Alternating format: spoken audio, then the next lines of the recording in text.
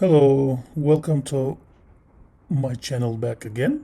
Today I will talk to you and show you a tutorial about how to do the RP Now. It's one of the proctoring services that many universities use. So I'll just show the initial settings for RP Now as a professor, as an instructor. So if you want to see more details, please watch my other videos and other tutorials on RP Now as well.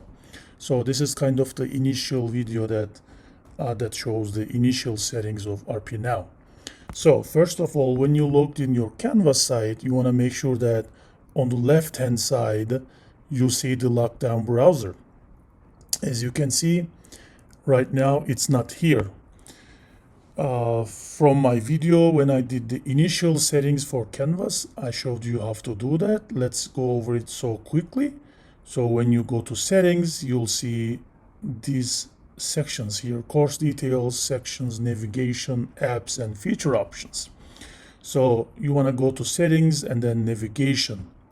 So when you are in the navigation, you want to scroll down, and these are the top ones are the active ones, where you also see on the left hand side of your Canvas site, the ones at the bottom are not visible to students and not active for this course. So go down the list where is the bottom of the lists, and you want to locate Lockdown Browser. As you can see here, Lockdown Browser is at the top. So there's a couple of things you can do. You can either click here and just say enable, and then it brings Lockdown Browser here.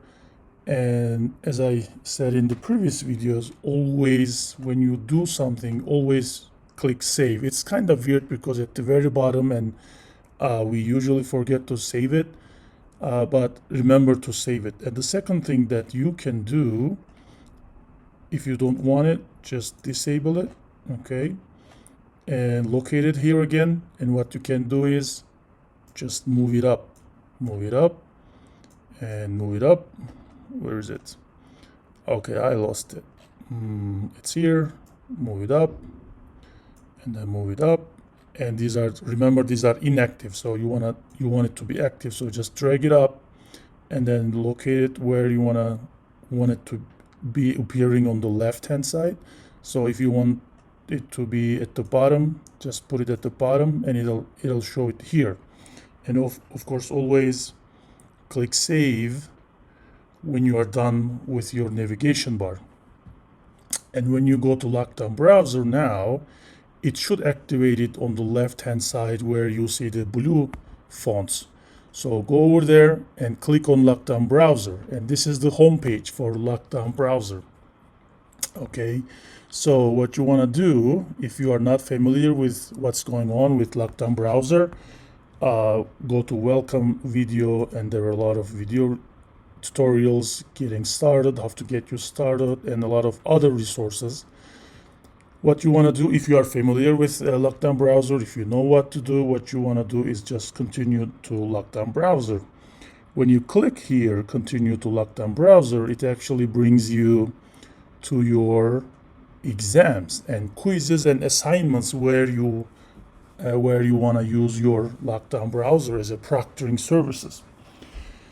If you are well into the semester, or you're just using the proctoring service for the first time in this semester, then you will see all your quizzes and all your exams says not required, not required. So first one is RESPONDUS Lockdown Monitor, and the second one is camera.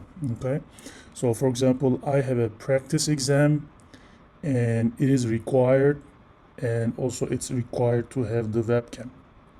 So as you can see, my original name was the exam's original name was practice exam, but when you set up the Lockdown Browser as required, Lockdown Browsers change its name to RESPONDUS Lockdown Browser plus webcam, which is this one.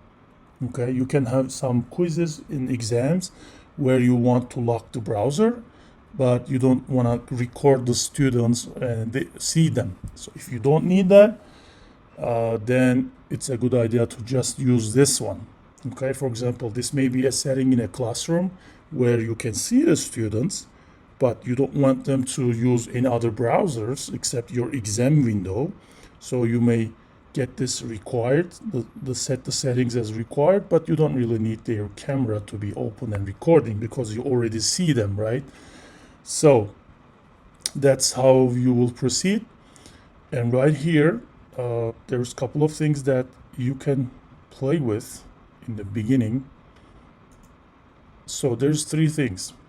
The settings, when you click the green arrow here, you get the settings or class results and exam stats. So the first thing, and I'm gonna make another video about that, the first thing you wanna do is before the test and exam, you definitely wanna set the settings, right, for the first time. So every time you have an exam, you wanna go into the settings and set the settings however you want the students to interact with your exam. And these two is basically after the exam. So after the exam, you can see the class results. And I'm gonna make another video about that. You wanna see how many times the student attempted the test, if you allow them to make more than one, what is their grades, how long did it take them to do it, and then when did they start, when did they finish, okay, do they have any technical problems. And basically the exam stats is about the statistics of the exam. What is the average, what is the mean, which questions were the difficult questions, and which students answered which questions wrong and right. So basically, in a summary, if you are doing the first time your exam, you do the settings first, and I'm going to show you how to do that in my next video. And after the test, you want to see the class results, where it gives you a lot of statistics, and you want to also see the exam specific statistics.